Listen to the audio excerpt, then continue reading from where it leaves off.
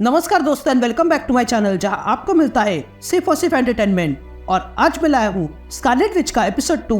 तो यार, पिछले एपिसोड पे आपने देखा कि स्कारलेट विच ने एम्पोरियम नाम का शॉप खोला है, जहां पर वो लोगों की मदद करती है। और उस शॉप में एक लास्ट डोर है जो उन लोगों के सामने प्रकट होता है जिनके पास अब कोई रास्ता नहीं है। तभी स्कारलेट विच के सामने वो डोर खुलता है और उसमें से विजन की बेटी विवियन विजन आ जाती है, जिसे कुछ बुरे सपने आ रहे हैं। अब आगे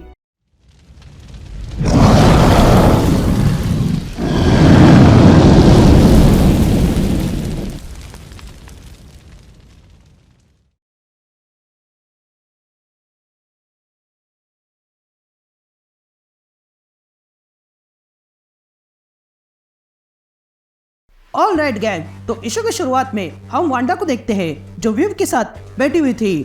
तभी वांडा विवियन से पूछती है कि क्या तुम चाय पीती हो, जिस पर विवियन कहती है कि मैं फुल्ली फंक्शनल हूँ। तभी डार्सी वहाँ पे स्कल में चाय लाती है।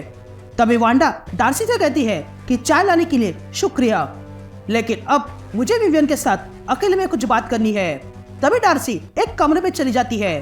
तभी विवियन वो चाय पी लेती है और कहती है कि ये एरोमेटिक्स मुझे राहत दे रहे हैं, लेकिन फिर भी ये अजीब है। जिस पर वांडा विवियन से कहती है, अजीब? तुम एक सिंथेसाइड बेटी हो, मेरे एक्स सिंथेसाइड हस्बैंड और उसके वाइफ की, एक ऐसी औरत जिसका प्रोग्राम किया गया था मेरे ब्रेन वेव से, तो इसमें अजीब क्या है? तभी विवियन वांडा से कहती है कि तुमने मुझे सहारा दिया जब मेरी माँ चली गई, लेकिन तुम मेरी माँ नहीं हो। जिस पर वांडा विव से कहती है कि हाँ, मैं जानती हूँ, लेकिन इस लास्ट डोर ने तुम्हें मुझ तक पहुँचाया क्योंकि तुम्हारे पास और कोई रास्ता नहीं था। तभी विवियन कहती है कि मेरे पिता ने मेरी मदद करनी चाहिए, लेकिन वो कुछ नहीं कर पाए। जिस पर वांडा विवियन से कहती है कि विजन के पास हमेशा सबके लिए कुछ ना कुछ थ्योरी होती है, उसके लिए हर एक प्रॉब्लम लॉजिकल पजल है, लेकिन ग्रिफ जो होती है वो लॉजिकल नहीं होती। और वैसे भी मैंने सुना है कि तुम अच्छा काम कर रही हो। जिस पर विवियन वांडा से कहती है कि हाँ, मैं कर रही थी। माँ और भाई के मौत को मान लेना मेरे लिए मुश्किल था, लेकिन फिर भी मैंने मान लिया।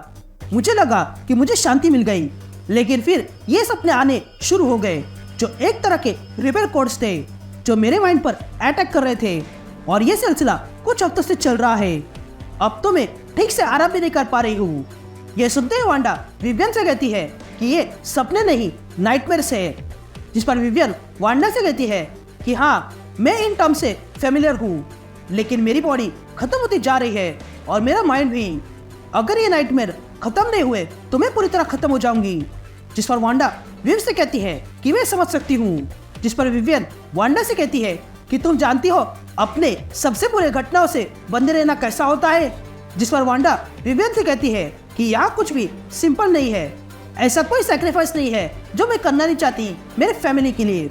जिस पर विवियन कहती है कि ये आपकी बातें सुनकर अच्छा लगा। जिस पर वांडा कहती है कि तुम्हारी माँ मेरी बहन है जिसे स्पेस और साइंस ने अलग किया है, लेकिन फिर भी मैं तुम्हारी मदद करूंगी।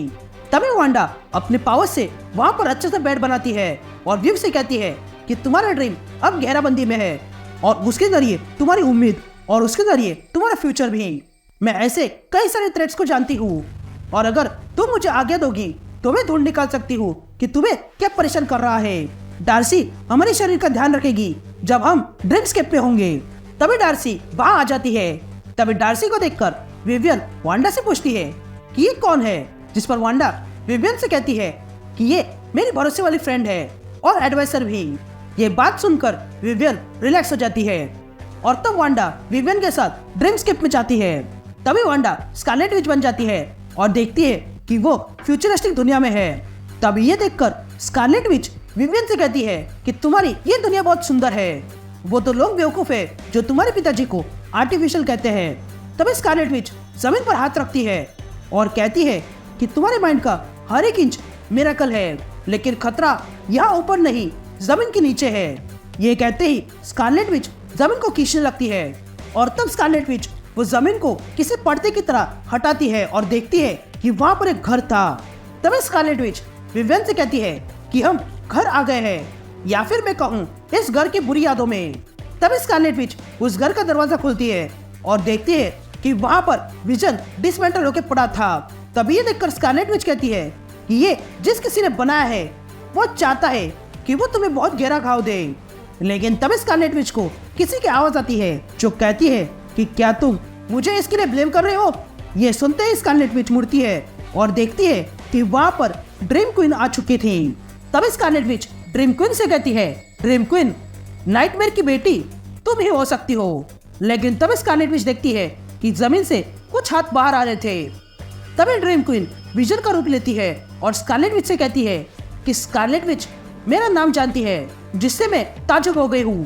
तभी आगे ड्रीम क्वीन स्कारलेट विच से कहती है कि मैं हूँ dream queen, the one aeromancer god. जिस पर स्कारलेट विच कहती है, गॉड?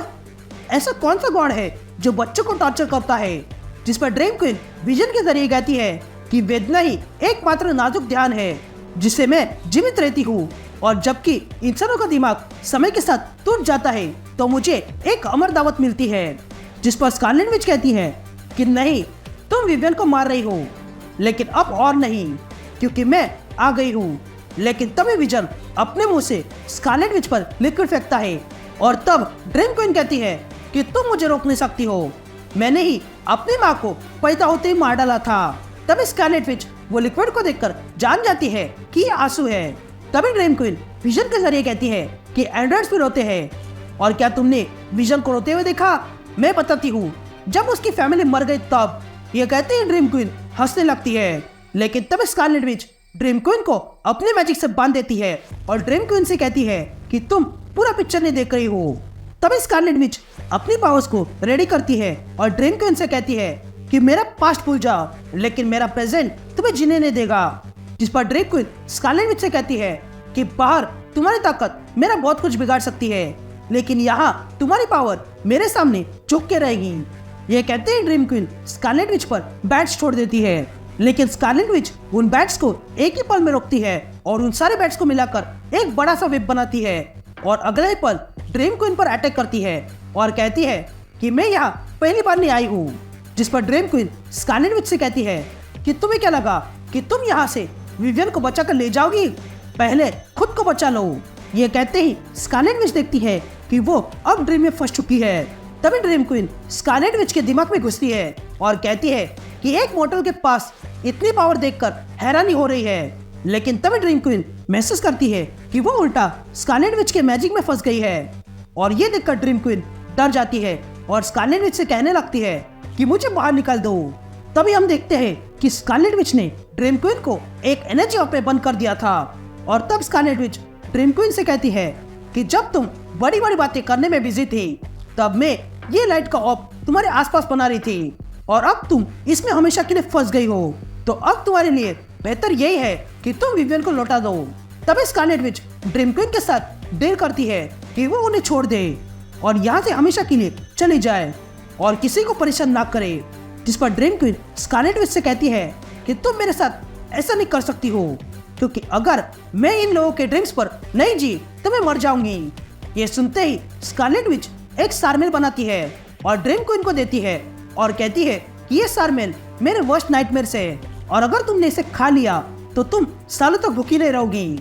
ये सुनते ही ड्रीम क्वीन वो सारमेल ले लेती है और वहां से चली जाती है। तभी स्कारलेट विच देखती है कि सब कुछ ठीक हो चुका था, और तब वहाँ विवियन आ जाती है और स्कारलेट विच से पूछती है कि क्या वो चली गई? जिस पर स्कारलेट विच हाँ कहती है। तभी विवियन स्कारलेट विच से पूछती है कि आपने उसके साथ क्या किया? जिस पर स्कारलेट विच कहती है कि मैंने बस उसे झूठ बोला था। ड्रीम क्वीन जब वापस अपने रहने में जाएगी और वो सालमेल खा लेगी तो उसकी टेस्ट बदल जाएगी। अब तक वो लोगों के पेन पर जीती थी, लेकिन अब से वो लोगों की खुशियों पर जिएगी। ये कहते ही हम देखते हैं कि ड्रीम क्वीन ने वो सालमेल खा लिया था और वो अब बदल चुकी है। उसके बाद हम देखते हैं कि विवियन और स्कारलेट विच बाहर आ चुके थे। तभी विवियन स्कारलेट विच को थैंक्स कहती है कि इन सब से बाहर निकालने के लिए। जिस पर स्कारलेट विच विवियन से कहती है कि जब भी उसे जरूरत होगी बस याद कर लेना। ये कहते ही विवियन वहां से चली जाती है। उसके बाद हम वांडा को देखते हैं जो अभी भी पिछले एपिसोड में मिले माइलस्टोन की जांच कर रही थी, क्योंकि वो स्टोन उसकी पावर को रिपेल कर रहा था। तभी वहाँ डार्सी आ जाती है, जिसे देखकर वांडा डार्सी से पूछती है कि तुमने अब तक बताया क्यों नहीं कि तुम लास्ट डोर से क्यों आई थी? जिस पर डार्सी वांडा से कहती है कि मैं अब वो बात करने के लिए तैयार नहीं हूँ। तो वही दूसरी तरफ हम बार विथ नो नेम देखते हैं। अगर आप इस बार के बारे में जानते नहीं हो तो आप मेरी बनाई हुई डॉक्टर स्ट्रेंज की सीरीज देख लो, जहाँ इसके बारे में आपको काफी कुछ पता चलेगा। तभी हम बार विथ नो नेम में देखते हैं कि सिंथिया ने अटैक किया है और वो वहाँ के सारे लोगों से कहती है कि डार्सी को मुझे जवाब देना होगा। ये सिंथिया दरअसल में मार्वल की हिप्पोलिटा है जो थेमिस्किरा में रहती है और इसी के साथ ये इशू यही कंटिन्यू हो जाता है।